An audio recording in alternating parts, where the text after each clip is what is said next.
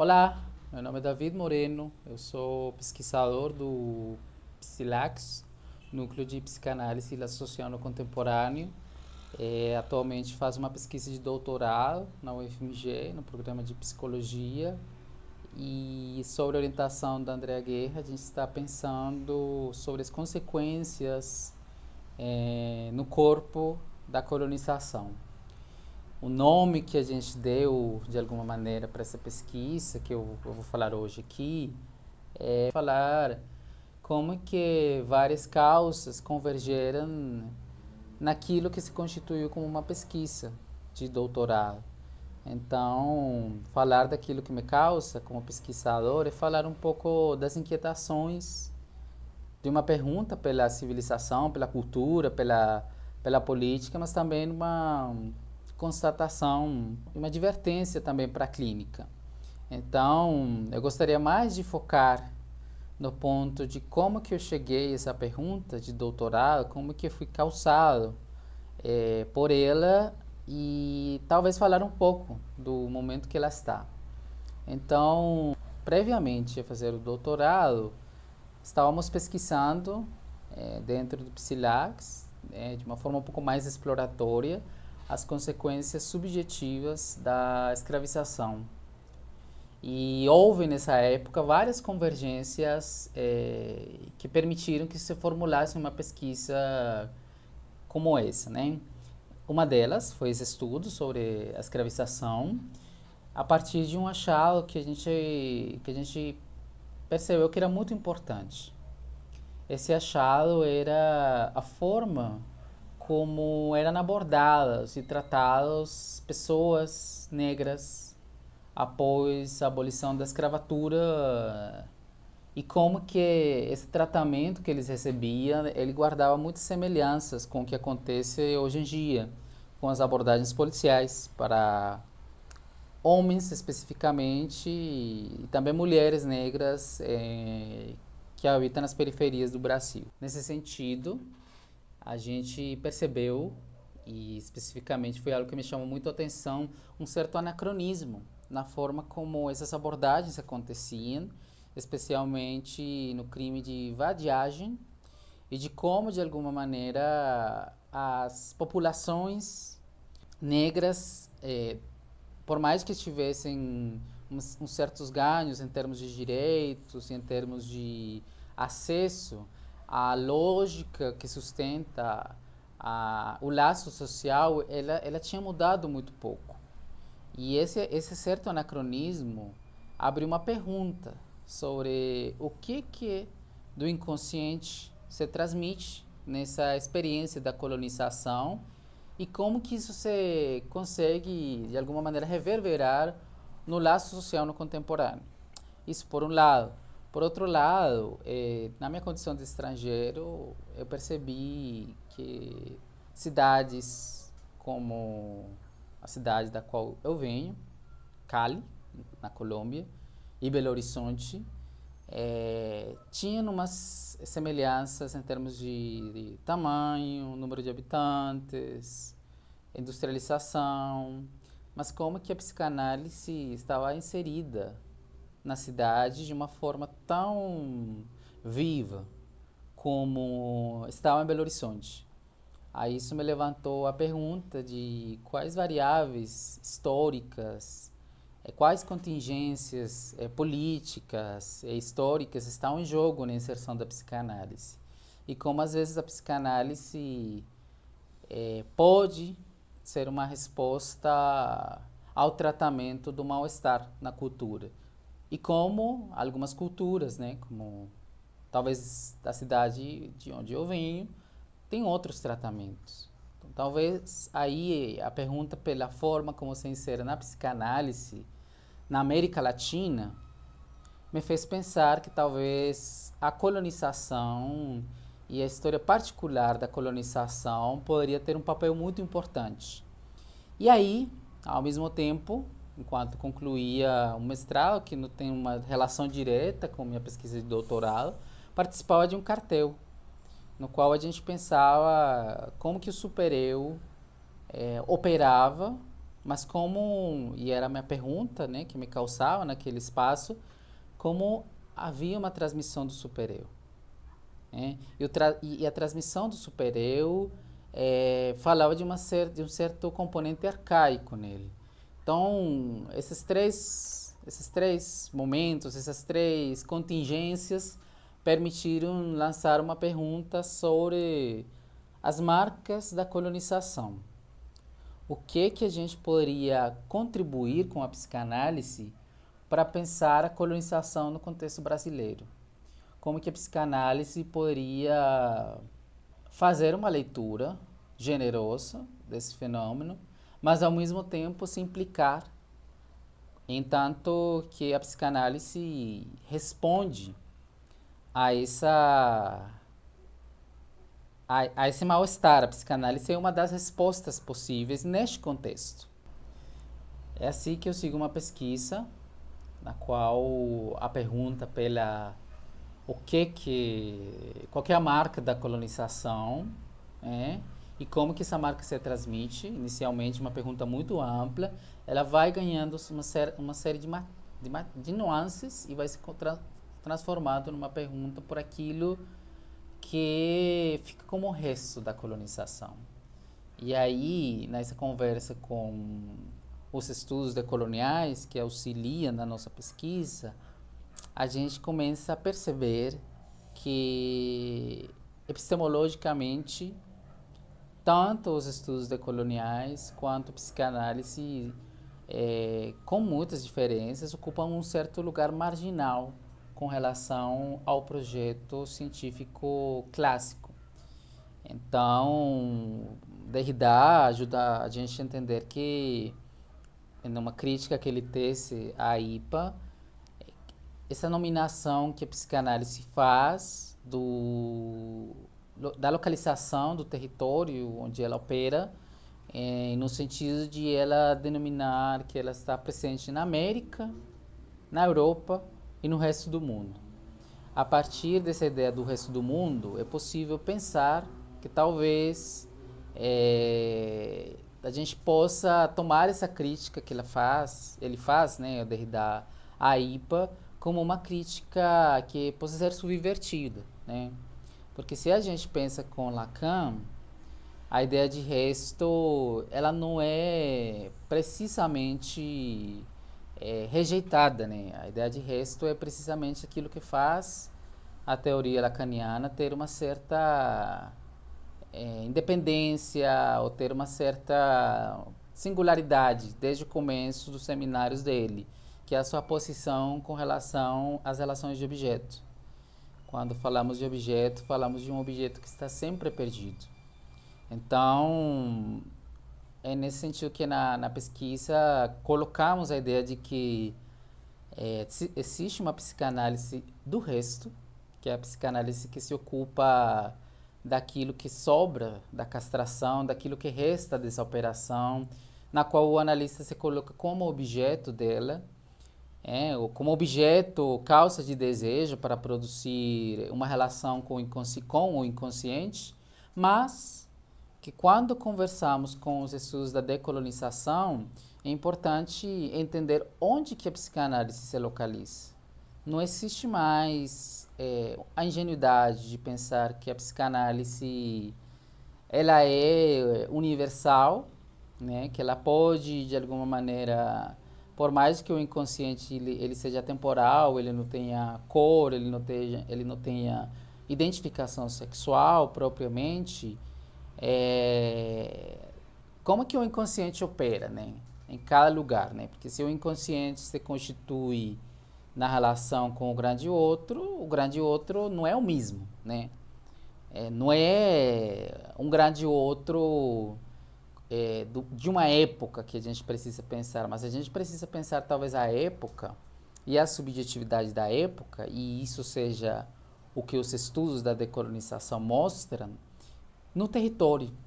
Então, não é só um psicanalista que esteja à altura da época, mas um psicanalista que esteja à altura da subjetividade de uma época num território.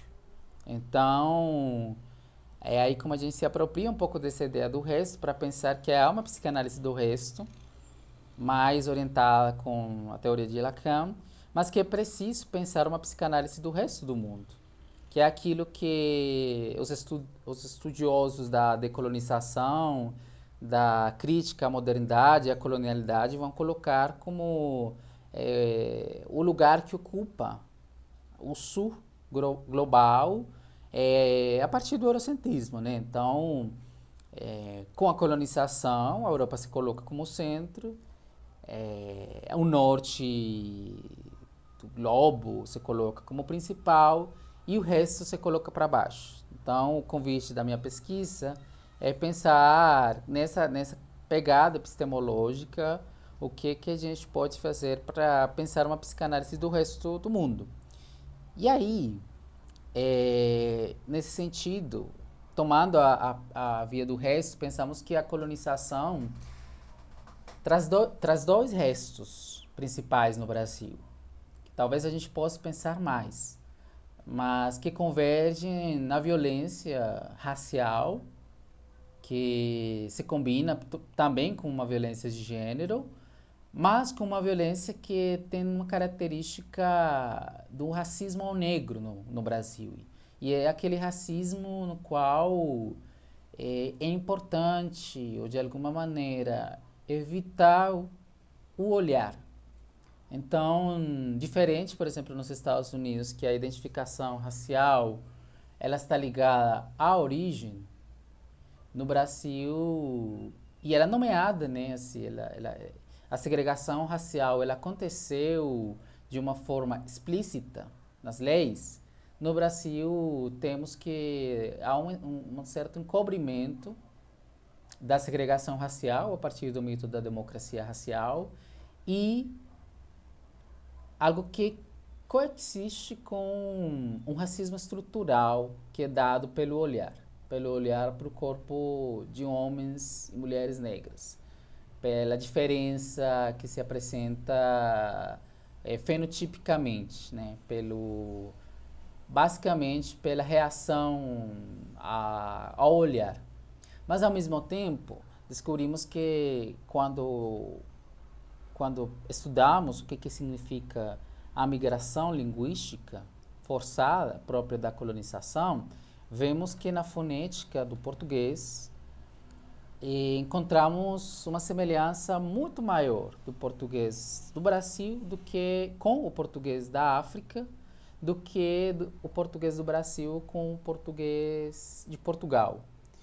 Mesmo que semanticamente a gente possa ter uma convergência, em termos de fonéticos, né, e de outras figuras, de outras características da linguística, vemos que o português de Brasil ele carrega um certo resto das línguas africanas. Então, mesmo com todo o dispositivo colonial para extinguir as origens africanas, alguma coisa resistiu. E aí quando a gente pensa que talvez, e o conceito principal é um dos conceitos auxiliares aí, o que por enquanto aparece como um conceito que ganha um certo destaque na pesquisa, que é o conceito de la língua, de como com essa influência ou essa ideia da linguagem ser um pouco transcender do processo de significação simbólico e pensar que a linguagem tem um efeito de corpo, um trauma existe um trauma na linguagem, vai colocar Lacan, não só na mortificação e na identificação do sujeito a um significante mestre, mas também na mortificação própria que implica se inserir na linguagem, que ele vai pensar o conceito de la língua ou la langue, que seria aquela ressonância no corpo da linguagem. Então, pensamos aí uma das hipóteses iniciais que coexiste na colonização o olhar racista como um resto e coexiste na colonização uma resistência linguística, que talvez a gente possa colocar como hipótese que tenha sido transmitida na figura da mãe preta, na figura da mulher escravizada, que era obrigada, né, a cuidar dos filhos brancos, e que de alguma maneira nesse cuidado aí, nesse interesse particularizado, como Lacan vai falar, transmitiu algo da linguagem, algo que conversa muito com a ideia do português da Leila Gonçalves e que permite talvez articular a noção de que na colonização há uma materialidade inconsciente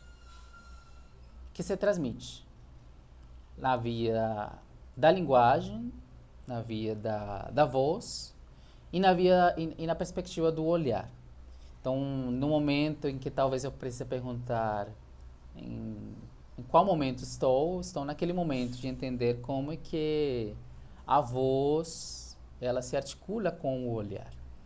Porque há resistência linguística, e não só linguística, mas também cultural, dos povos africanizados, mas ao mesmo tempo há um olhar racista, muito silencioso. Então, esse é o momento no qual estou na pesquisa.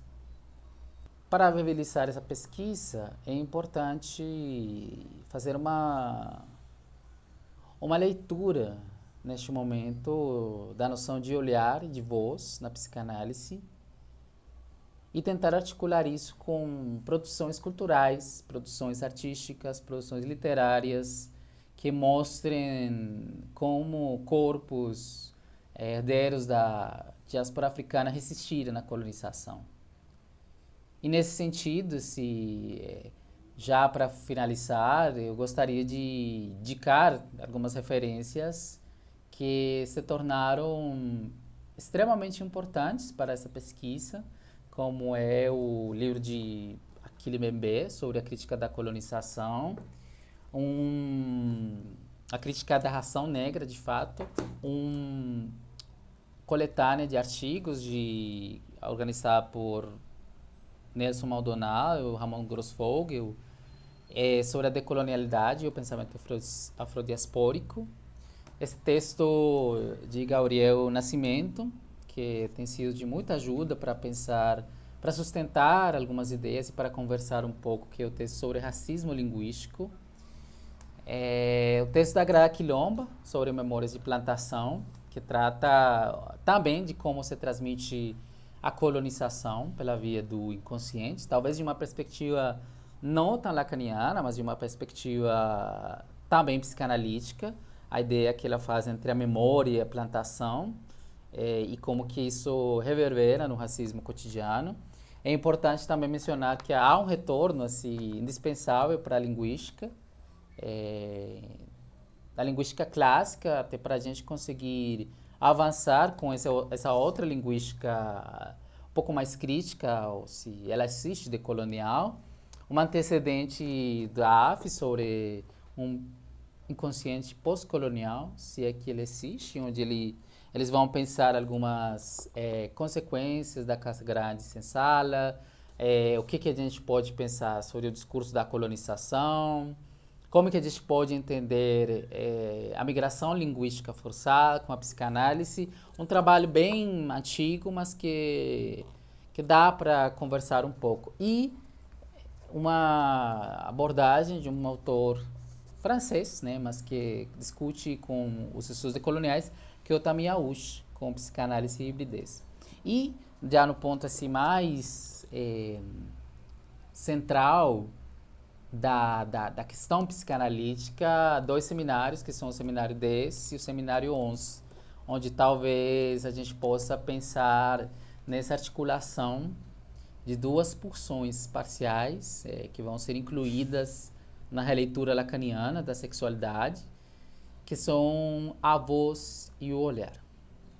Então, bom, espero levar notícias, trazer notícias do que a gente possa achar e responder com relação às nossas perguntas de pesquisa. E também que isso sirva como elemento para gerar outras causas. Muito obrigado.